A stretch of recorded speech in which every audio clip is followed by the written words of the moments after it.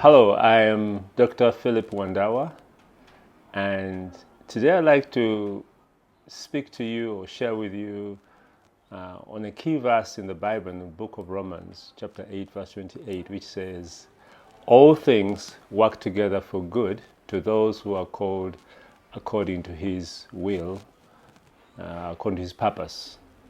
Those who love Him and are called according to His purpose."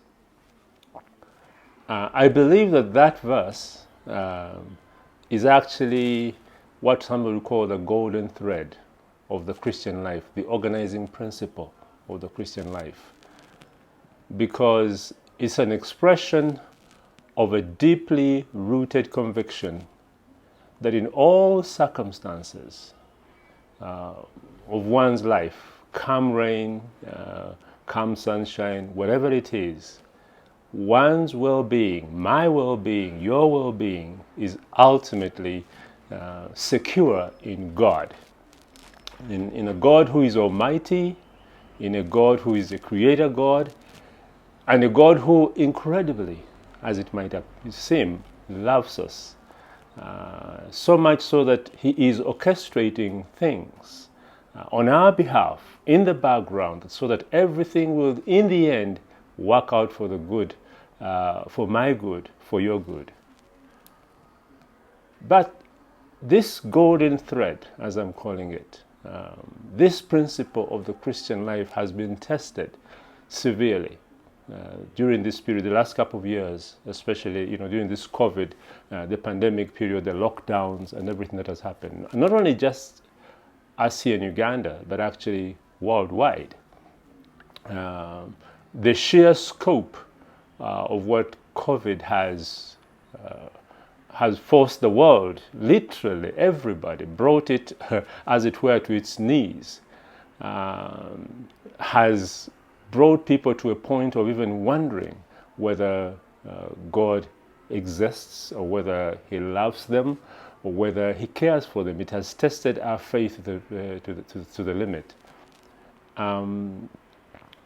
And our life, even up to now, even up to the present moment, just last week, I went to bury a friend in my village, about my very age, who died of COVID.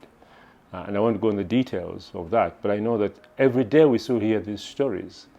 So it's not as if it's gone, it's right here. We're facing it today. In other words, we're staring in the face of the impact of COVID. There is bereavement, people have lost jobs, people have lost careers. I was talking to a close friend maybe 3-4 weeks ago, and he was telling me of a neighbor of his who, of course, having lost a job, basically could not pay their rent. And what they ended up doing is actually just walk out of out of the house, leave everything for the landlord, to sell in order to recover. I mean, they just left. Families have been brought to a break point.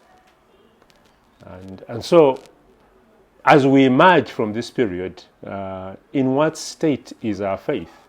Can we say confidently, affirmatively with Paul, that all things work together for the good of those who love Him, who are called according to His purpose? Can we say that? I think we're emerging from it. Many of us are probably dealing with bitterness, with anger. We are less sure about ourselves. We are struggling much more now than even we did before, and we're wondering, when I say all things work out for good, you might be saying, really?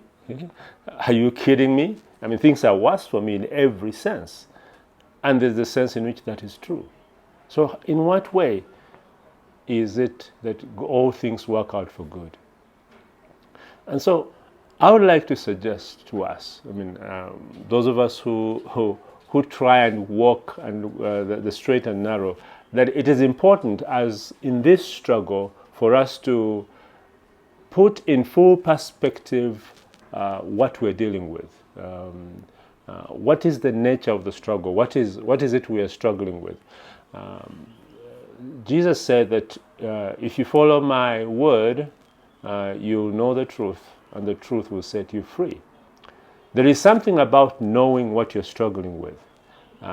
In what has happened, I feel like the whole world, in fact, individuals, churches, groups, families, are dealing with two things. These circumstances have forced us to question, or bring us to the point of questioning two things. We are questioning the sovereignty of God. By that, what do I mean? The sovereignty of God is that includes His wisdom, His justice, His ability to have everything under control. Is God in control of what's happening? Is God competent? And we've been brought to a point where we're questioning that. Is God competent? And then the other thing, we're also questioning God's love. Does God truly love us? Are we in His plan, or are we forgotten? And I'd like to suggest that this is actually an age-old temptation. It goes right back to the Garden of Eden,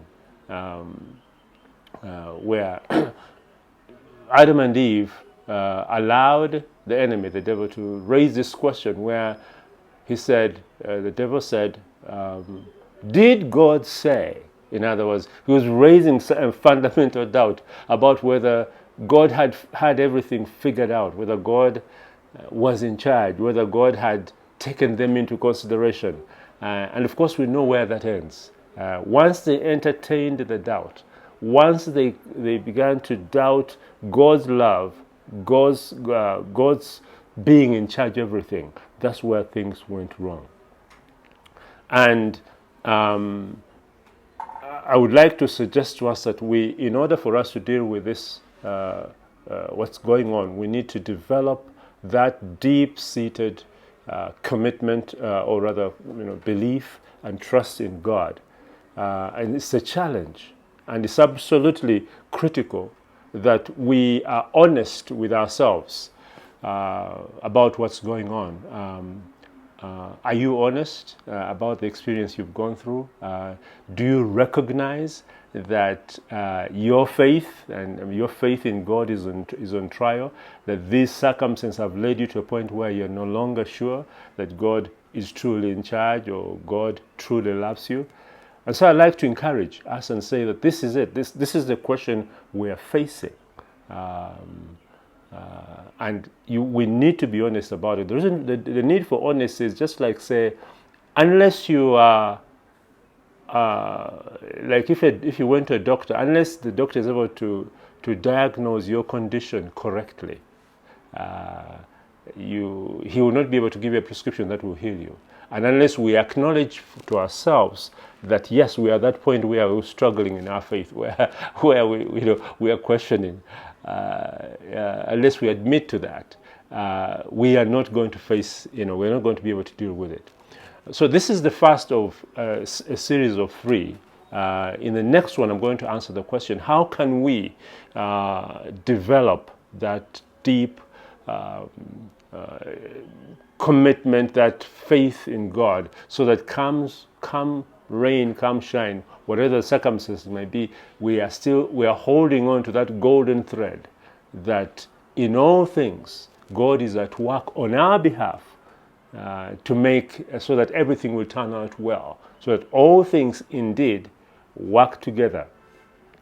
God is at work to work things in our favor, whether we realize it or not. Even before we ask Him, God is always at work. So in the next series, I'll be dealing with that. How can we develop faith? How can we have that deep-seated, that deeply rooted commitment of faith in God, so that no matter what happens, we shall be able to say with Paul, yes, in all things, God works for the good of those who love Him, who are called according to His purpose. May the Lord richly bless you.